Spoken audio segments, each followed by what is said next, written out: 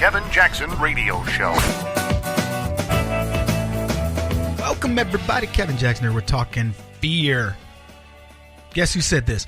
I fear not the man who has practiced 10,000 kicks once, but I fear the man who has practiced one kick 10,000 times. Who do you think said that? Welcome, everybody. Kevin Jackson here. It's the Kevin Jackson Show. KJRadio.com. You can also give us a call at 844-551-8255. Bruce Lee said that. Bruce was practically everybody's idol when I was growing up in terms of martial arts. Everybody's idol, man. You would clamor to still go see a Bruce Lee film. But Bruce is right. Same thing I say to everybody I've trained. I said, you perfect something that I teach you. A couple of things. Most people leave you alone. I have a guy I teach, and I just teach him defense. I charge him, run at him, throw kicks. All he does is defend. We've been doing that for a year. A year. Can you imagine? You haven't learned a single. I mean, I've taught him some offense, but not much. The focus of our training is nothing but getting out of the way. And what I told him was, and what's interesting, this is a dude, he was a bodybuilder, professional bodybuilder. You know, beautiful physique. He's in shape like crazy. And he says, Kevin, when we met, he goes, I've never been in a fight. He goes, I wouldn't know how to fight for any reason whatsoever. He's just been, that's foreign to me. And I said, great, let's start training. And I said, since you don't know offense, how about we do this? How about we focus on defense? Which, by the way, I do that with most people anyway.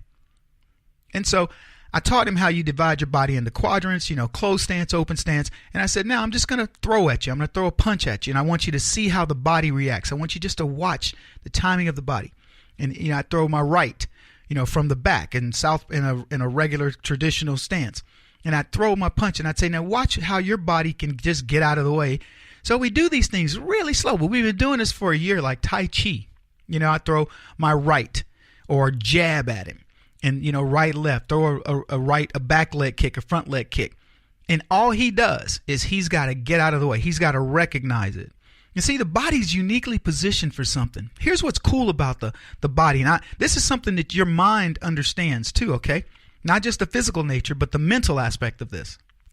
You are programmed to recognize movement. Did you know that? So if somebody's hiding and all they do is move their thumb, your mind is programmed to look for only the movement, only the change in a scene. That's kind of fascinating when you think about it, because it's not just the physical change.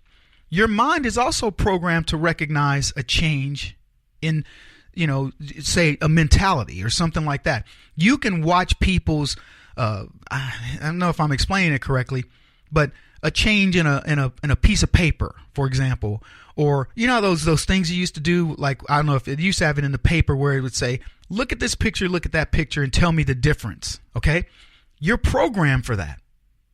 You're programmed to see the difference between what somebody said in a clip. When you hear it, you can hear the difference. You can hear the difference in intonation. You are programmed for change, to detect that. That's your survival mechanism. That's right. So, as I said, you practice these things over and over and over, and you get to the point where you go, I'm pretty good at this. And that's what we've done. We've learned the differences, the changes, the nuances. And you know what we've watched over a period of decades? We've watched the media make these slow changes, these incremental things. They don't appear big. And then suddenly, now you see it as clear as day. This guy that I'm training, you throw a punch at him in another year, not even in a year, to be honest with you, he can get out of the way of most stuff. So now I throw punches quickly quicker at him. And he's like, and all he does is he just shifts his body and he moves you out of the way. So I asked him, I said, now, you still haven't been really taught how to counter. And he's a strong guy. I mean, this guy's a former bodybuilder, and he's still in great shape. I said, I haven't taught you how to counter yet. I said, but here's what I've taught you how to do. I've taught you how to get out of the way, which will get you out of 95% of any fight you get into. Guy throws a punch at you, psst, you just move him out of your way. He's like, what? Then he throws another punch at you or a kick at you, and you move him out of the way. And you're just looking at him like, I'll be here all day. You haven't hurt him. You haven't had to do anything. That's where we are. We're just moving these guys out of the way. But wait till you learn how to counterpunch. Wait till you learn how once he gets by you, pop, you can just come across with that right while his body is being moved out of the way under its own weight, and you send a little love tap at the end of it, and he's on the ground. That's where you are. You are now ready to start delivering these punches to the left, because you've done your kick, you've done your punch, you've done your evading whatever thousands of times. That's why it was funny. I hear people talk about Trump's negotiation with the Democrats. It's so laughable. It's so laughable. The Democrats believe themselves to be good negotiators. They're not. They're good litigators. They will find the loophole in this or that. Trump's as good a litigator as they are, but he's 10 times the negotiator. Trump has negotiated more deals in a month than most people will probably negotiate in 10 years. It's so easy. I cannot describe for you how somebody at the level of him, the guy who wrote The Art of the Deal, the guy who has researched how to do a negotiation, that has spent the better part of his life having not only, thought about it, but implemented it and refined it iteratively thousands of times. And the left think he's stupid. So they're approaching him that way, and at every turn, he's pushing them out of the way. No big deal. Doesn't even have to throw a counterpunch. They were like, where was he in this negotiation? He was a ghost. He just moved them out of the way.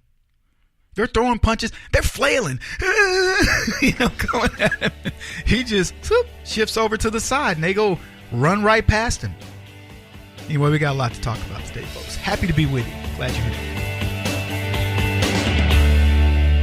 This is the Kevin Jackson Radio Show. Do you owe back taxes to the IRS or state? The secret to avoiding the IRS nightmare is to seek professional representation. My friends at Security Tax Associates provide the most cost-effective and ethical representation in the industry while helping to avoid seizures, levies, and wage garnishments. Security Tax Associates is here to ensure that the appropriate steps are taken to permanently eliminate any possibility of future tax burdens once and for all. For a free, no-obligation consultation, contact Security Tax Associates, 844-779-4177. That's 844-779-4177. 844-779-4177. Or visit them at securitytaxassociates.com.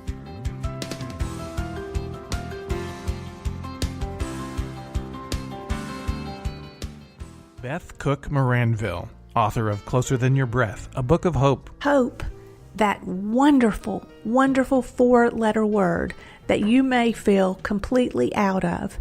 I wrote this book to give you great hope. It's not too late. If fetal position is an all too familiar place for you, I understand. If the next 60 seconds are too long, this book is for you. Wherever you are right now, whether you're dealing with divorce or death or sickness, take hope.